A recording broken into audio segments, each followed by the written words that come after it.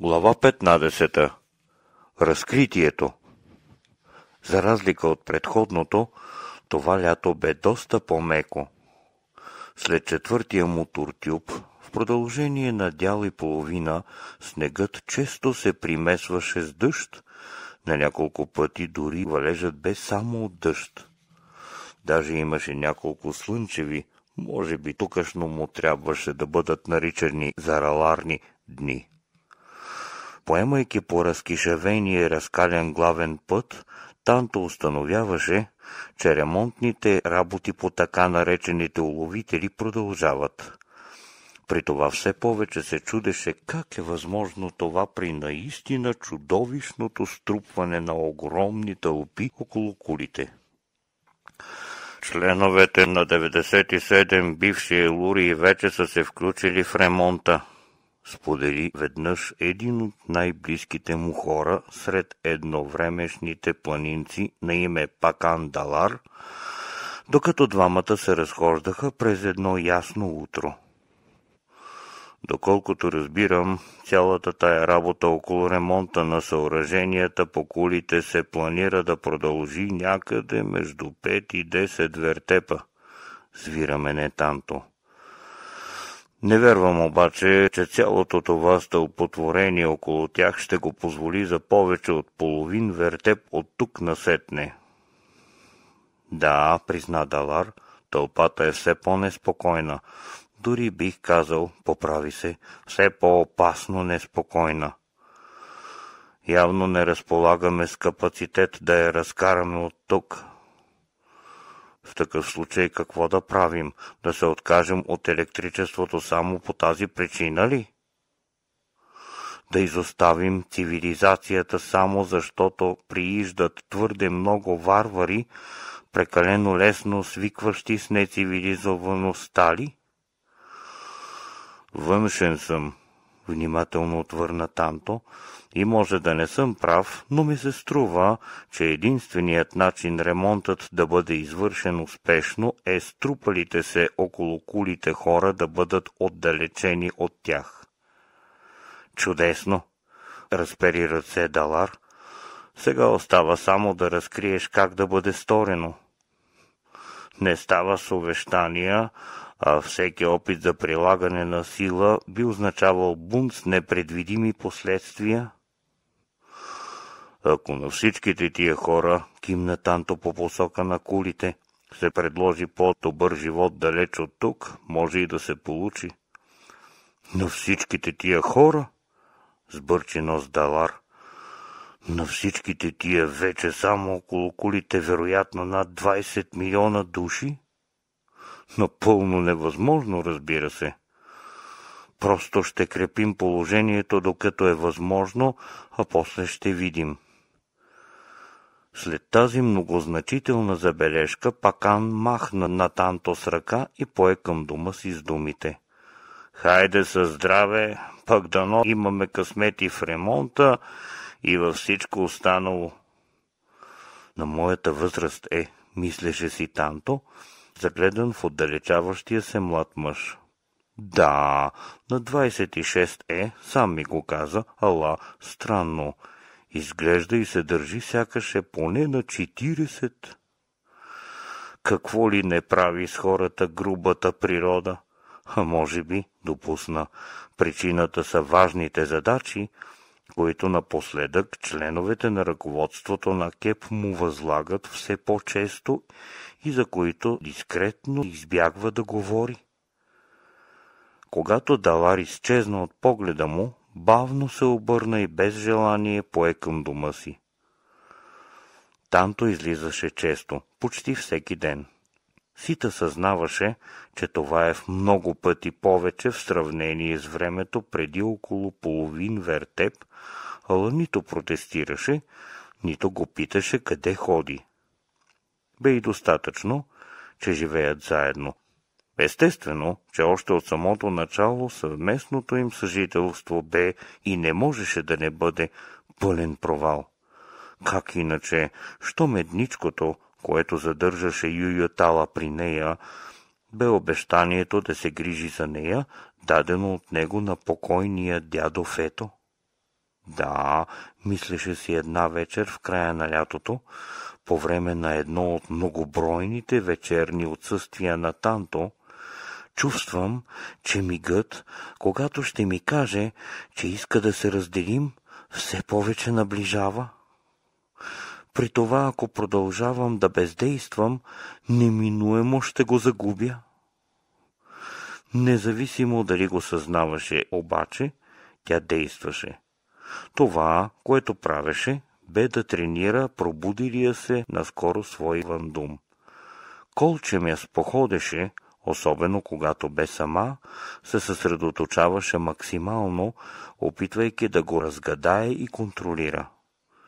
Разбираше, че той е сила, с която шега не бива, ала и съзнаваше, че ако внимава при усвояването и възпаляването му, може да го подчини и превърне в много силно свое оръжие. Така бе и тази вечер. Полагайки усилия да не потъне изцяло в света на фантазиите, към който той неудържимо я тласкаше, положи максимални усилия да го застави да поеме по следите на отсъстващия Танто. Уви, бе разочарована, понеже след многократни опити установи, че Вандумът й бе способен да следва някого само психически, но не и физически. При това единствено в присъствието на следваната. И това е нещо, каза си изтощената почти до припадък Сита. Докато юютала си у дома, ще опитам да проникна в психиката му. Уви, нямаше как да го стори точно тази нощ или през следващите няколко дни, понеже, заспивайки, почувства, че Вандумът ти се оттегля. В същото време Танто и Малаки току-що се бяха срещнали в станалата техен пристан вече спомената къщурка, тази, в която прекараха първата си любовна нощ. Сокор все повече ме притеснява, сподели тя. Мисля, че скоро ще възложи някому да ме следи по време на отсъствията му. Напусни го, за кой ли път, и посочи решението той. Нито го обичаш, нито нещо друго те задържа при него. Стори ли го, ще убие и двама ни, отсече тя. Как може да си толкова сигурна? Не проумя той. Не просто съм сигурна, коригира го тя, знам го. Може да си го виждал веднъж и това да те е заблудило, но Сокор е не просто зъл, а самото зло, самата чернота в чернотата. Мисля, че прекалено много се боиш от него, убедено заяви той. Ако до теб имаш някого, който да му се противопостави, едва ли... Не ме карай да се смея, когато не ми е до смях. Тъжно се изсмя тя, прекъсвайки го. Ти ли ще му се противопоставиш? Мислиш, че ако двамата застанете един срещу друг, имаш поне минимален шанс дори да посегнеш, преди да те е помел с юмрука си? Обичам те такъв слаботелесен, сгуши се в прегръдките му, но в случая с Сокор слаботелесността ти е най-пагубният ти минус. Какво ще правим тогава? Зададе най-важния въпрос той. Едва ли допускаш, че можем да продължаваме така още дълго? Ще продължим така още известно време, стига да нямаш нещо против, уклончиво отвърна тя. Пусне ли някого по петите ми обаче, явно имаше предвид Сокор, ще видим какво ще правим. И със Сита е трудно, тежко въздъхна той. Предчувства, че съм на ръба да й кажа, че искам да се разделим и за това ми играя какви ли не номера, за да отложи този наш разговор. Не й казвай за сега, предложи Малаки. Нека първо да решим проблема с Сокор. Значи все пак планираш проблемът с него да бъде решен в обозримо бъдеще? Обнадежди се той. Боя се, че да, замислено промълви тя. При това се страхувам, че може да стане по начин, който с всички сили се стремя да избегна. Какво? Рязко се отдалечи от нея той, гледайки я настойчиво. Да не би да ми казваш, че планираш да го... Спокойно, разсмя се тя. Въпреки всичко, което ми е причинил, искам Сокор да живее. Никога не бих го убила съзнателно. Никога никого не бих убила съзнателно. Значи допускаш, че може да се случи несъзнателно? Продължаваше да я гледа с отцъклени очи той. Едва ли, замислено изрече тя. Въпреки това трябва много да внимавам с контролирането на гнева си. Не разбирам, разпери ръце той. От това, което ми казваш, излиза, че ако и да те тормози системно, Сокор не е опасен за теб. Как е възможно това? Не се страхувай за нещата, които може да ми стори, опита да го успокои тя. За сега ти е достатъчно да знаеш, че Сокор наистина не е опасен за мен. Как така за сега ми е достатъчно да знам? Продължаваше да е в недоумение Танто. Значи има нещо важно, което не ми казваш? Нашият свят, светът на хората на тази планета, е много различен от този, в който си живял преди пристигането си тук, опита да го укроти тя. Тук, в нашия свят, има неща, които, доколкото разбирам от разказите ти за твоя свят, в него са абсолютно невъзможни. За сега ще ти кажа само, че в случая става дума за едно такова нещо. Магия?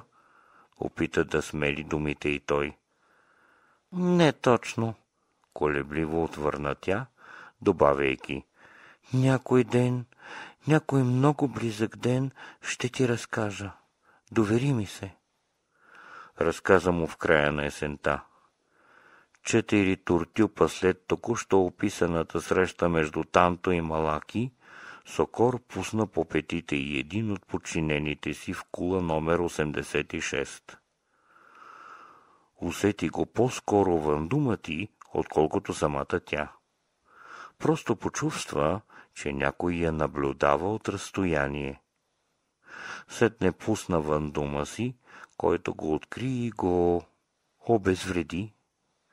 Посредством Вандума си го застави всеки път, колчем тръгне да я проследява, да си я представя разхождаща се в близост до дома им с Сокор, а не срещаща се с някого в изоставена малка каштурка край главния път.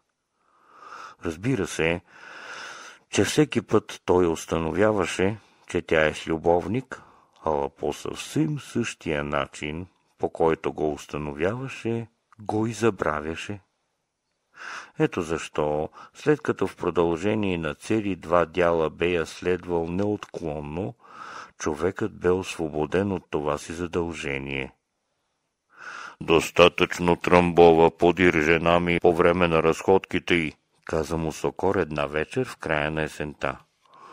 Благодаря ти. В същото време Малаки най-накрая разказа на Танто за Вандума си. Бе веднъж, когато около полунощ бяха напуснали любовното си гнездо и се канеха да се разделят. Обещах ти да ти разкажа, прошепна тя. Моля се на великия вечен Сономи това, което ще узнаеш съвсем след мъничко, да не те отблъсне от мен. Какво ще узная? Загледа я озадачено той. Намисли си нещо, каквото и да е, вместо отговор отвърна тя. Готово, изрече той, представяйки си, кой знае защо, плажа на Ситадарт, където бе бил сякаш в някой друг живот. Името на мястото, което си представяш, е плаж, уведоми го тя, а селището, край което е разположено, се нарича Ситадарт. Как?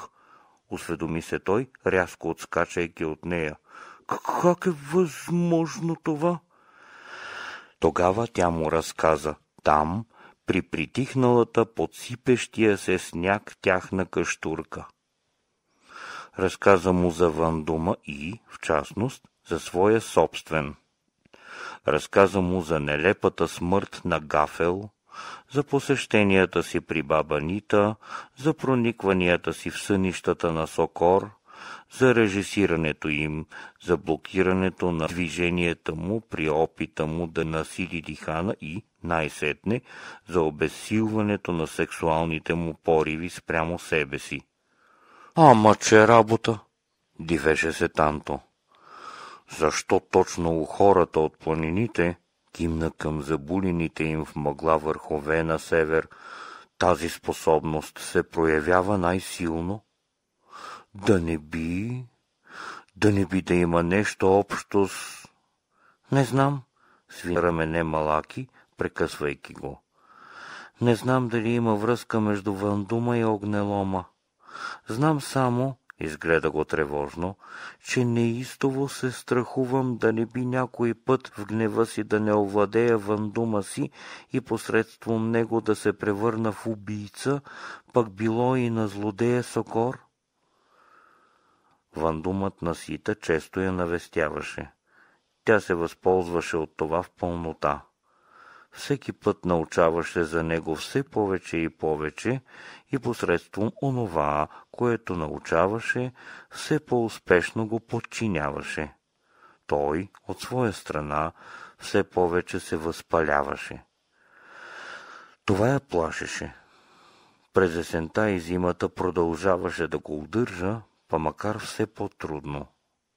Някъде към началото на пролетта обаче с тревога призна пред себе си, че с всяко следващо негово идване е във все по-голям риск, вместо да успее да го овладее, самата тя да бъде подчинена и овладяна от него. Какво да правя? Чудеше се една самотна вечер в края на третия туртюп от пролетта. Очаквам всеки миг да ме връхлети, а изобщо не съм сигурна, че този път вече няма да е станал прекалено силен, за да ме помете, колкото и да се противопоставям на това. Тогава и хрумна една опасна идея. Знаеше, че е твърде рисковано, ала все пак предприе тази стъпка. Просто нямаше друг избор. Това, което стори, когато 2 дни по-късно Вандумът и не просто се надигна у нея, а направо я взриви отвътре, бе да се остави да я изпълни изцяло. Сетне, след дълга борба с нещо в самата себе си, успя да отдели личността си от вандумната й имитация. Останалото бе лесно. Сега вече веднага го изпробва върху случайни минувачи и с ентусиазъм установи, че работи, можеше да прониква в мислите на хората около себе си и, поне частично, да ги контролира. Разбира се, че не устоя на изкушението да нахлуе в тези на Юютала. Стори го в средата на 4-тия туртюп от пролетта. Внимавайки той да не заподозре нещо, го изчака да заспи и след това безкрайно бавно и внимателно, малка стъпчица по малка стъпчица, навлезе в мислите му. Видя всичко, абсолютно всичко, което я интересуваше, плюс още много неща. Сетне все така бавно и внимателно се оттегли. Да, каза си разплакана, щом напусна стаята, в която той спеше, а сетне и дома им и нагази в прясно навалялия сняг навън. Знаех си, че има друга жена. Знаех, ала отказвах, просто не исках да го повярвам. А може би, спря се насред партината пред къщата, заставайки неподвижна под кротко сипещия се пухкав сняг. А може би Вандумът ми ме лъже? А може би по някаква неизвестна ми причина ме провокира посредством най-лошите ми мисли? Така или иначе трябва да проверя сама, тръсна глава. Едва когато го сторя, ще знам със сигурност. В продължение на няколко туртюпа се колеба.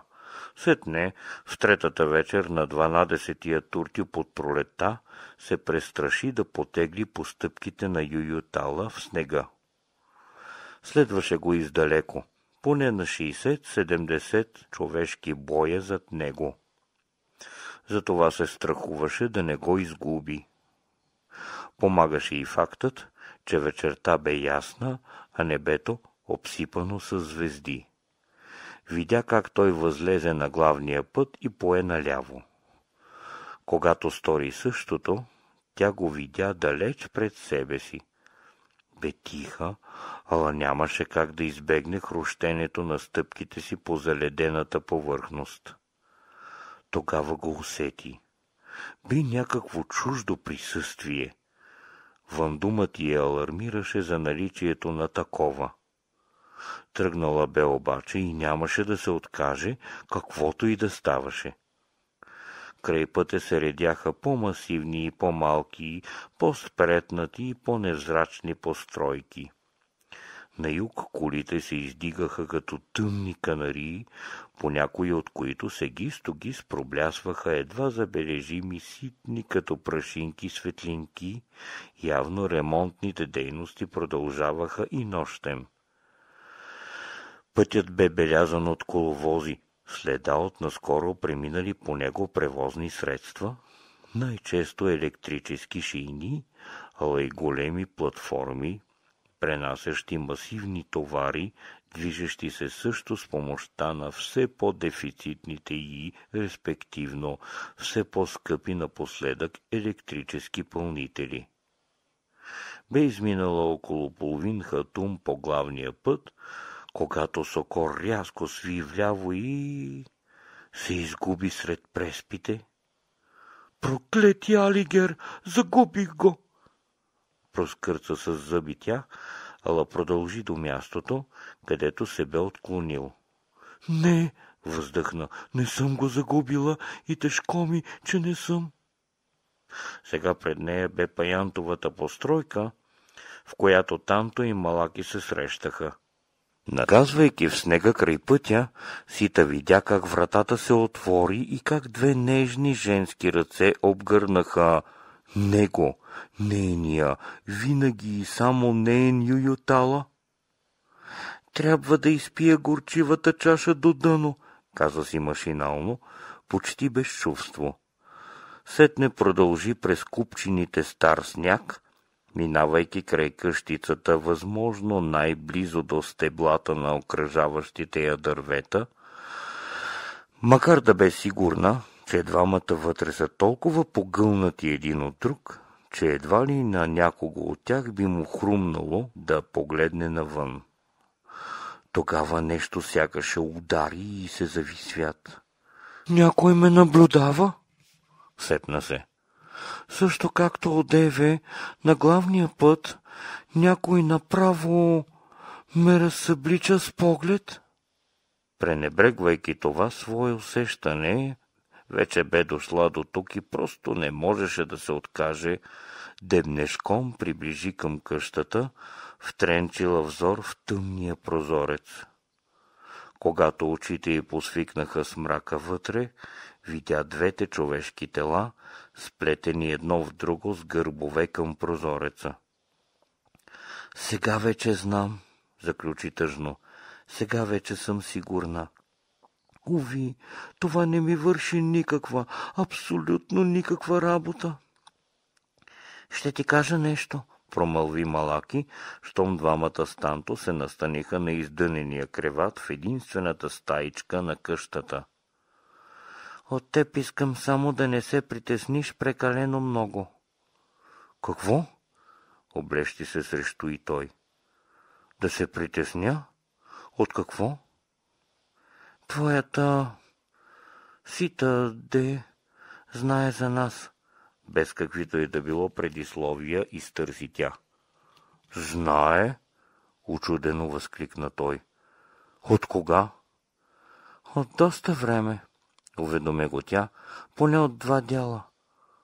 Защо ми го казваш едва сега? Не проумя той. Защото в момента е отвън и не наблюдава, поясни тя. Въндумът ти е силен, уточни. Видяла ни е в ума ти, ала сега е дошла, за да се увери със сигурност.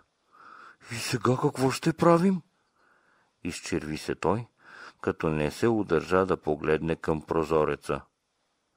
Не се бой, няма я вече, успокои го тя. Въндумът ми ме известява, че току-що си е тръгнала.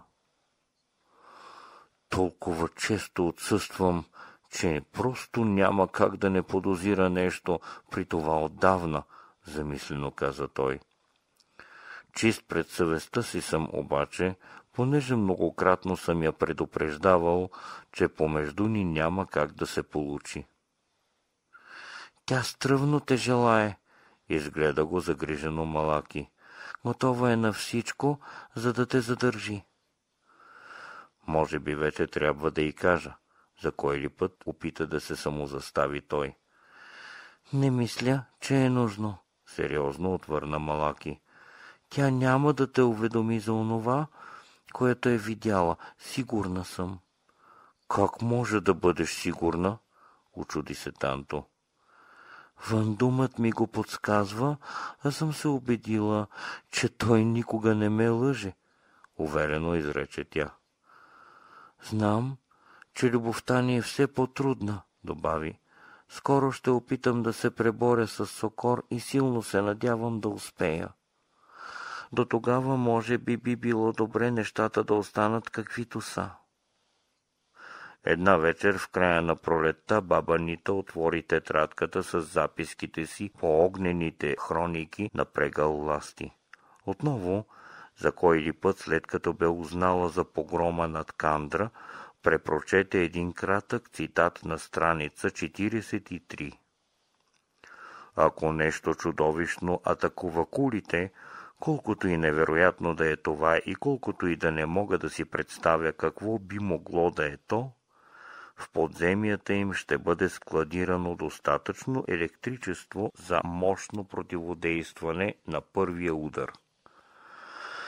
Ако обаче това нещо продължи да атакува и след това, защитата им ще се пропука и тогава с електричеството, а вероятно заедно с него и с предстоящата да се зароди въз основа на извличането му цивилизация, ще бъде свършено.